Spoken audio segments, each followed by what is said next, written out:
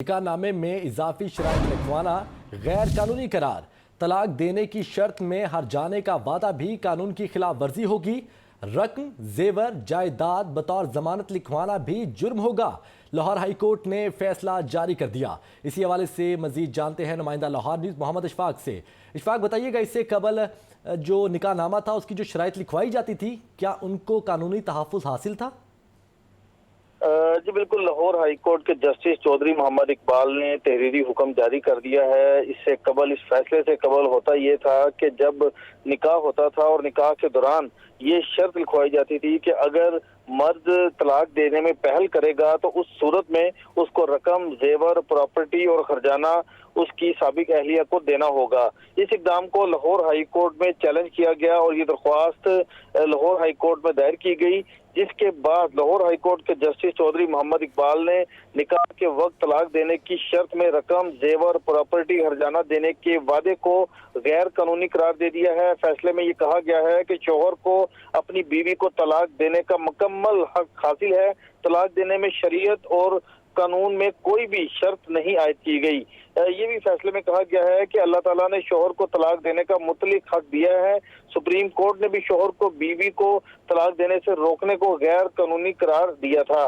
फैसले में ये कहा गया है कि नाइंसाफी पर मबनी तलाक देने से मुतल्लिक निकाह नामे पर दर्ज हो जाने की शराइत इस्लामी कवानीन की यकसर खिलाफ वर्जी है। शौहर जब चाहे अपनी बीवी को तलाक दे सकता है। इस बाबत इसको किसी भी शर्त का पाबंद नहीं बनाया जा सकता।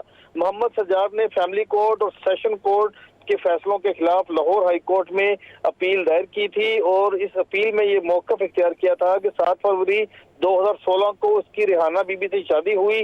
बीवी ने 5,52,000 के जहेज, 5 तोले सोना, 25,000 रुपए जेब हर्ज और 5 मरले के मकान का दावा कर रखा था और इस हवाले से जो ट्रायल कोर्ट है उन्होंने डिग्रियां जारी कर दी थी।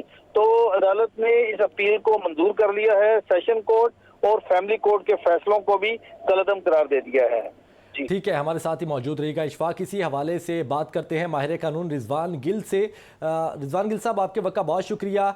क्या समझते हैं आप, इस फैसले के बाद हमारे मुआशरे पर क्या असरात मुरतब होंगे?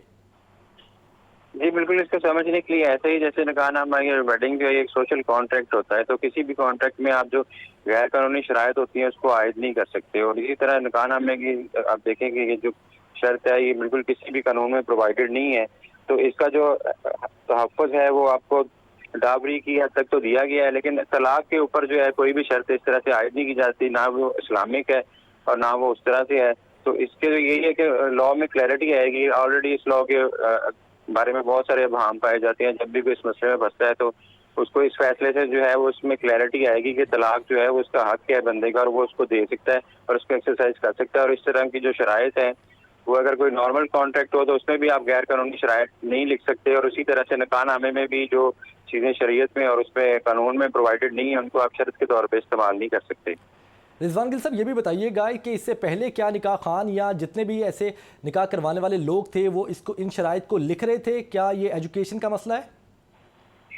नहीं, इस तरह से जो है वो प्रैक्टिस में नहीं था। ये हकमैर के हवाले से तो लिखा जाता था और हकमैर के हवाले से उसको ऑनर भी किया जाता है। इस तरह की चीज़ों को जो मॉनिटरी आप एक्सरसाइज करते हैं तो वो, लेकिन तलाक की जहाँ पे डोमेन आती है वहाँ पे आप ये चीज़ें नहीं लिख सकते और ना ये लिखी जा रही थी पहले से। तो उसी तरह से इनको जो है तलाक के मामले में इन शराइत को जो है वो कोई तहफ़्फ़ुज़ हासिल नहीं है और ना इस तरह की शराइत से उनको इस्तेमाल पहले इस तरह से हो भी नहीं रहा था।